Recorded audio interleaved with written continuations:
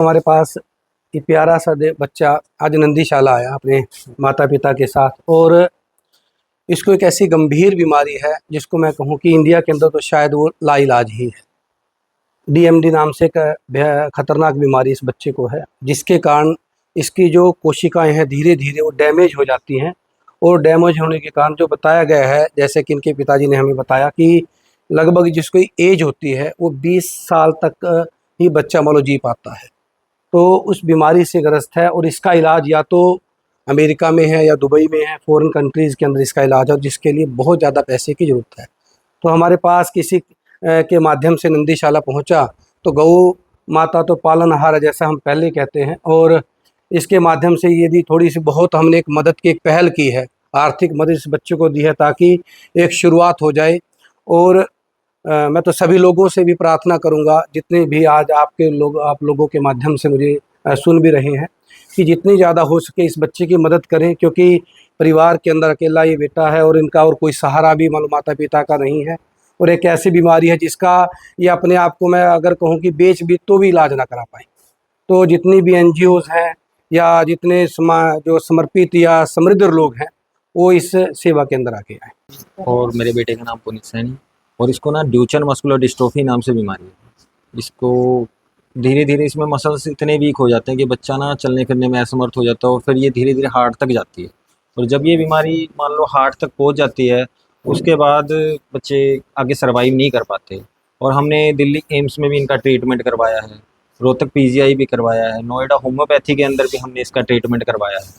और हर जगह से कोशिश करने के बाद हमें ये पता लगा कि भी इस बीमारी का जो खर्च है वो अराउंड करोड़ों में है, उसका कोई अंदाज़ा भी नहीं लगा सकते। और इसी के लिए मैं आज शिवनंदी शाला भी आया, जहाँ मेरी हेल्प हुई है। और मैं अब ना एक यात्रा प्लान कर रहा हूँ, जो कि अब जैसे थोड़ा सा मौसम सही होता है तो मैं यहाँ से सोनू सूद जी जो फिल्म स्टार हैं वो लोगों की बहुत हेल्प करते हैं।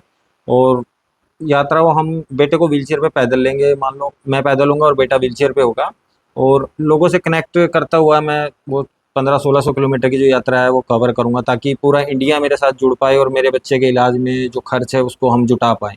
जी, अप्रोक्सीमेट सर फिर भी कितना आइडिया है, कितना इंडिया के करोड़ में अंदर खर्च? अगर कोशिश करें तो 28 से 30 करोड़ रुपए है। और मैंने दुबई का ट्राई किया था तो वहाँ 22 से 24 करोड़ है। और अमेरिका है वो अराउंड 15 करोड़ रुपए के आसपास है। कितने साल का है ये, तो आपको कब बीमारी का पता लगा? ये जी अब 14 साल का हो चुका है, और हमें पता लगे इस बीमारी का 5 साल हो गए। 5 साल से तब से हम घूम ही रहे हैं। हरियाणा सरकार से किसी मिले आप? हाँ जी, मैं सीएम साहब से मिला हूँ।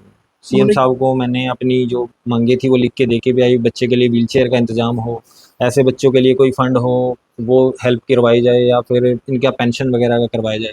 लेकिन कहीं से अभी तक कोई मुझे राहत नहीं मिली। किसी और राज्य में जो है ये प्रावधान है, कोई हाँ ऐसा जी, हाँ फंड जी, मिलता ये है? उड़ीसा की सरकार है, जो मान लो उन्होंने ना 10-10 लाख रुपए बच्चों को फंड के तौर पे सहायता की है, और उसके अलावा वहाँ पर 15-15 हज़ार रुपये पेंशन मिल रही है बच्चों को। बिहार सरकार भी 6-6 लाख रुपए कैश दिया है, और मान लो वहाँ पे 10,000 रुपये पेंशन का प्रावधान है, लेकिन हरियाणा में ऐसा कुछ भी नहीं। हरियाणा तो टोहाना में लोगों से क्या अपील करना चाहेंगे, जिस टोहाना के तरीके से लोगों नंदीशाला ने हाँ जी, टोहाना के लोगों से यही अपील करना चाहता हूँ जी, जैसे आज नंदीशाला से धर्मपाल जी आगे आए और पूरा समाज आगे आया, इसी तरह पूरे टोहाना के लोग मेरी हेल्प करें, ताकि मैं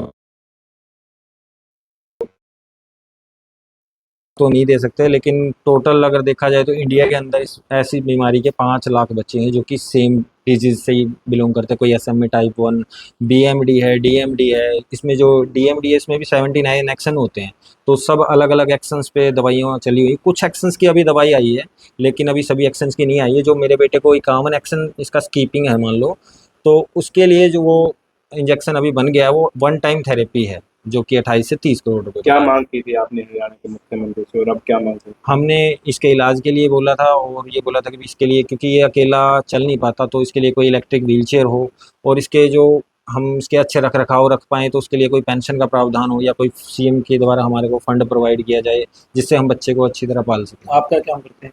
मैं आरओ का काम करता था, लेकिन पिछले 6 महीने से मैं कोई काम नहीं कर पा रहा हूँ, क्योंकि बेटे पे ही कभी 1.5-2 महीने में पहले एम्स में भी लगा के आया।